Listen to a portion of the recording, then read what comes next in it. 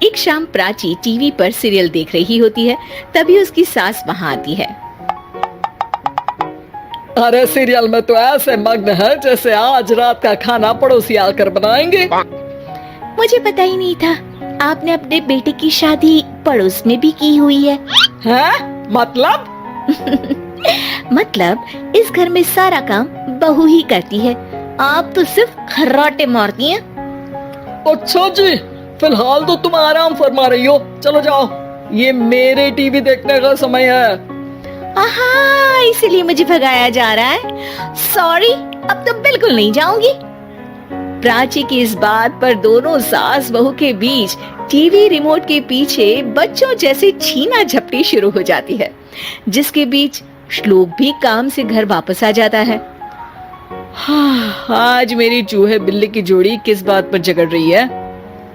अरे तेरे बीवी मुझे टीवी ही नहीं देखने दे रही। अरे तुम्हारी मम्मी मुझे खाना बनाने के लिए फोर्स कर रही है। अरे वाह, ऐसे बेतुके रीजन पर तो बच्चे भी झगड़ा नहीं करते। अरे मुझे कुछ मत बोल, सब इसने ही शुरू किया है।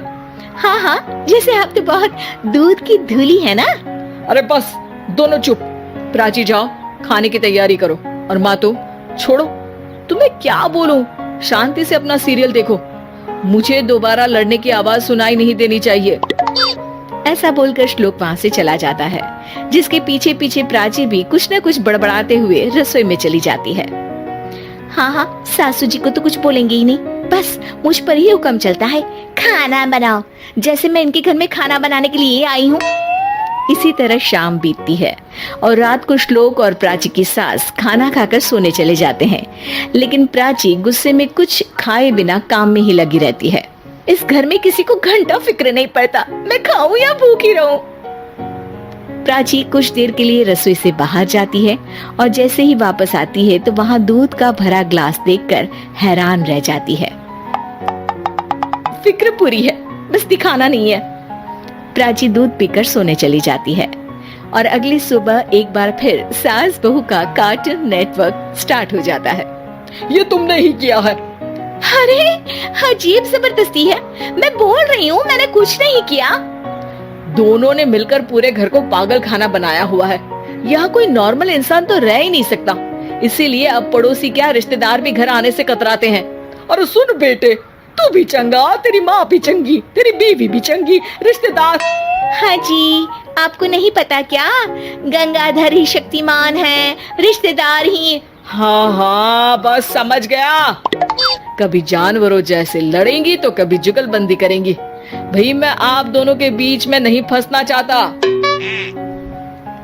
सास बहू की इस मनमौजी जोड़ी से परेशान होकर श्लोक अपना सिर खुजलाता वहाँ से चला जाता है।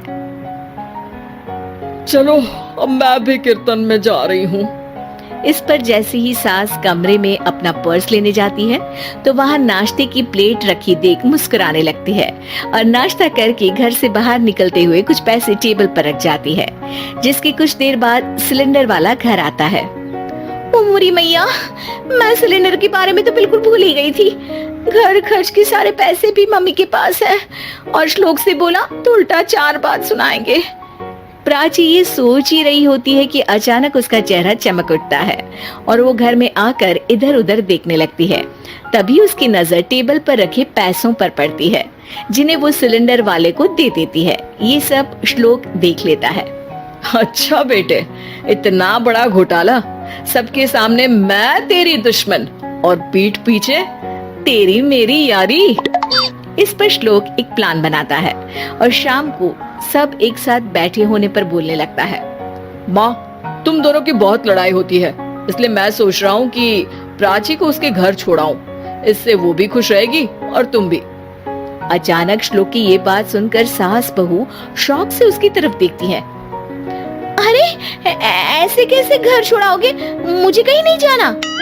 अरे तुमने बोला नहीं पर मैंने सुन लिया, तुम्हें मम्मी के साथ रहना अच्छा नहीं लगता, मुझे पता है। अरे वो अरे, जब बहू खुद कुछ काम बोले तो वो तुझे सुनता नहीं, और अब जो इसने बोला ही नहीं वो तू समझ गया। जब उसे नहीं जाना तो फिर जबरदस्ती क्यों कर रहा है? अच्छा, फिर आपको मौसी के घर छोड़ाता हूँ, बस अब आप दोनों एक घर में एक छत के नीचे नहीं रह सकती। मैं इस टॉम एंड जेरी की जोड़ी को और नहीं झेल सकता। है? ऐसे कैसे नहीं रह सकते? तुम्हें इतनी दिक्कत है तो तुम्हारा बोरिया बिस्तर पैक कर देती हूँ, लेकिन मम्मी जी कहीं नहीं जाएंगी। बिल्कुल यही सुनना था मुझे। अगर दोनों में इतना ही प्यार है फिर हर वक्त ये लड़ाई का नाटक क्यों करती हो? देखा मैंने कैसे माँ किचन में दूध रखती है और तुम उनके लिए कमरे में नाश्ता रखती हो, और कैसे वो पहले ही तुम्हारी दिक्कत समझकर घर में पैसे रखकर बाहर जाती है। अरे भाई, इतना ड्रामा तो डेली सोप में भी नहीं होता जितना तुम दोनों ने इस घर में फैलाया हुआ है। तू हमें टॉम एंड जेरी बोलता है ना, तो याद कर वो दोनों भी एक दूसरे को बाहर वालों की बुरी नजर से बचाने के लिए हमेशा सबके सामने लड़ते थे, लेकिन अकेले में दिक्कत के समय मदद भी तो करते थे। बस हमारा रिश्ता भी कुछ ऐसा ही है। और वैसे भी अगर सास बहू में तू मैं नहीं होती तो दुनिया वालों को कहानियां कैसे मिलेंगी?